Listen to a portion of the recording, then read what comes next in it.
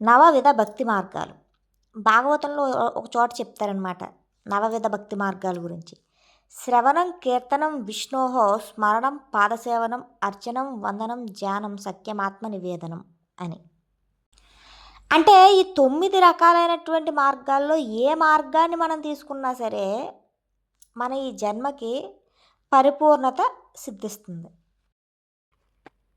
ఈరోజు అందులో స్మరణం అనే మార్గం గురించి తెలుసుకోవచ్చు.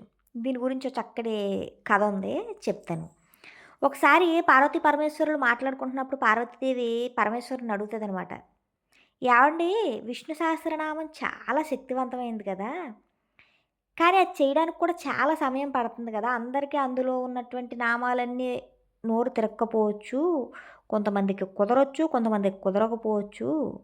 అలాంటి వారి కోసం తేలిగ్గా త్వరగా అయిపోయే చిన్న మంత్రం లాంటి శక్తివంతమైన స్తోత్రం, విష్ణు సహస్రనామానికి సరితూగే లాంటి స్తోత్రం ఏదైనా ఉందా, చిన్న మంత్రం లాంటిది అంటే అప్పుడు పరమేశ్వరుడు చెప్తాడు, శ్రీరామ రామ రామేతి రమే రమే మనోరమే సహస్రనామ తత్తుల్యం రామనామ వరాననే.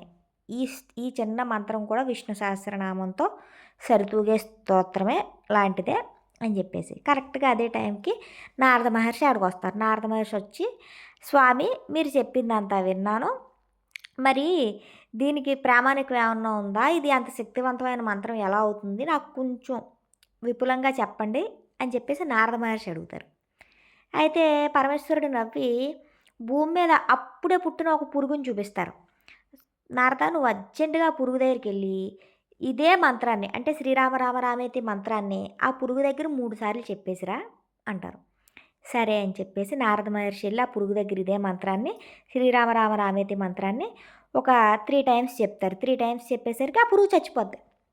నారద మహర్షికి ఆశ్చర్యం వేస్తుంది, ఇదేంటిది మంత్రం చదవగానే చచ్చిపోయింది అని చెప్పేసి గబగబా మళ్ళీ పరమేశ్వరుడి దగ్గరికి వస్తాడు. పరమేశ్వరుడు మళ్ళీ నవ్వేసి ఇంకొక కుక్క పిల్లని చూపిస్తాడు పరమేశ్వరుడు, అప్పుడే పుట్టిన కుక్క పిల్లని. నారద, ఇప్పుడు నువ్వు ఆ కుక్క పిల్ల దగ్గరికి వెళ్ళి మళ్ళీ ఇదే మంత్రాన్ని 3 సార్లు జపించిరా అంటారు.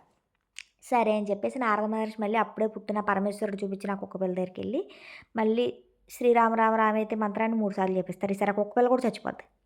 నారదుడికి ఈసారి భయం పట్టుకుంటుంది, ఇదేంటిది మంత్రం చదివితే చచ్చిపోతున్నాయి బాబోయ్ ఎలాగా అని చెప్పేసి మళ్ళీ భయంతోనే పరమేశ్వరుడి దగ్గరికి వస్తారు.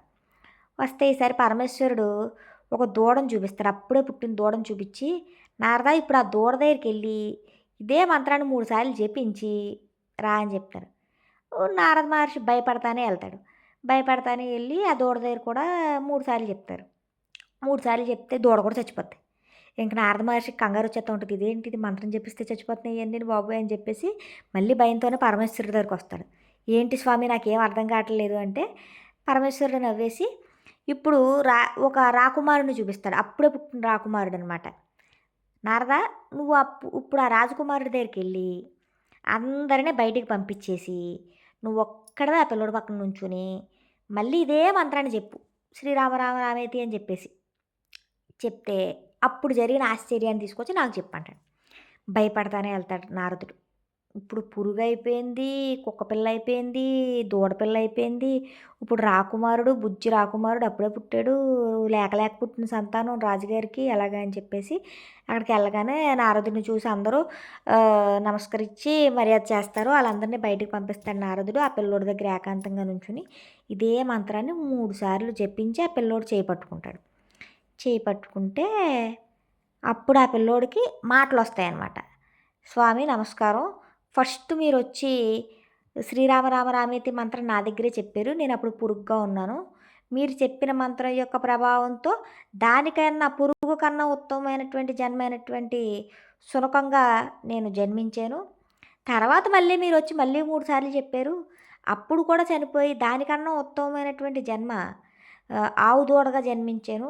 మళ్ళీ మీరు వచ్చి మళ్ళీ 3 సార్లు మంత్రం చెప్పారు, అప్పుడు కూడా మరణించి ఇప్పుడు మళ్ళీ ఉన్నతమైనటువంటి జన్మ ఈ దేశానికి రాజుగారి కుమారుడుగా జన్మించాను, అందులోని లేక పుట్టిన కుమారుడుగా, ఇదంతా మంత్రమహత్యమే స్వామి అని చెప్పేసి చెప్తాడు. అప్పుడు నారదుడు ఆశ్చర్యపోయి వెంటనే పరమేశ్వరుడి దగ్గరికి వచ్చి, స్వామి మీరు చెప్పిన ఈ మంత్రం మామూలుది కాదు, అద్భుతమైంది, అంటే రామనామమే అలాంటిది, రామ మంత్రమే అలాంటిది అని చెప్పేసి పరమేశ్వరుడు నారదుడికి చెప్తారనమాట. బాగుంది కదా కథ. ఈ కథ నచ్చితే కనుక లైక్ చేసి షేర్ చేసి సబ్స్క్రైబ్ చేయండి.